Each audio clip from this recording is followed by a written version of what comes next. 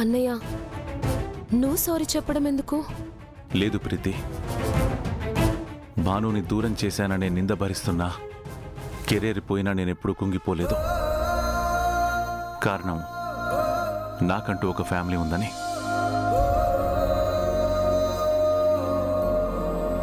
ఈ కుటుంబంలో విభేదాలు లేకుండా ఉండడానికి నేను ఏమైనా చేస్తాను.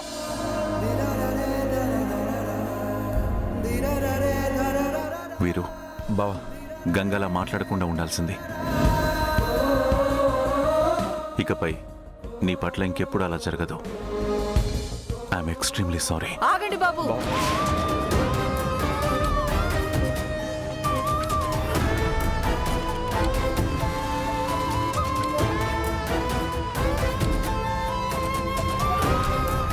క్షమాపణ చెప్పాల్సింది మీరు కాదు, మేము.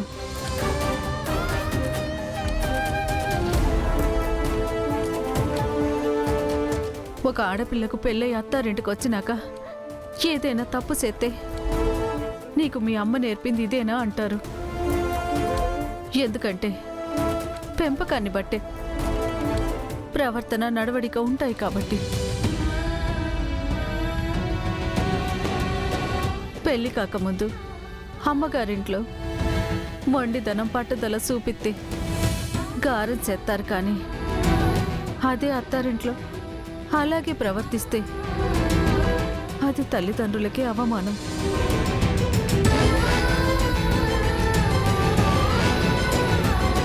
నా కూతురి కుటుంబం పట్ల తప్పు చేసి బాధపడేలా ప్రవర్తించింది అంటే అది నా పెంపకంలో లోపమే.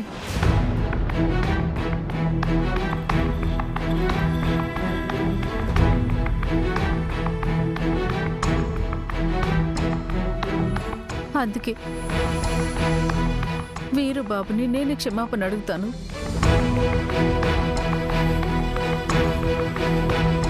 బాబు, గంగ నీకు సెల్లెల్లాంటిది. అది తెలుసో తెలియకో తప్పుగా మాట్లాడింది. మీ మనసు బాధ పెట్టినందుకు క్షమించు బాబు.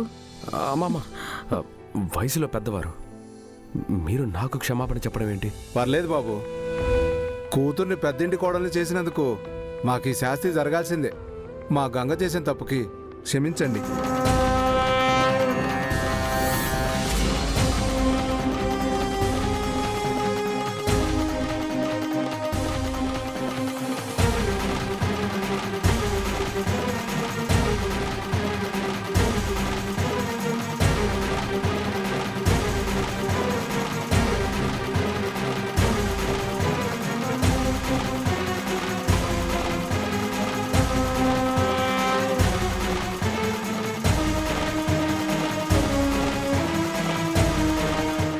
కూతురైనా అమ్మా నాన్నలు తలెత్తుకునేలా చేయాలి, కానీ తల దించుకుని ఒకరి కాళ్ళు పట్టుకునేలా చేయకూడదు.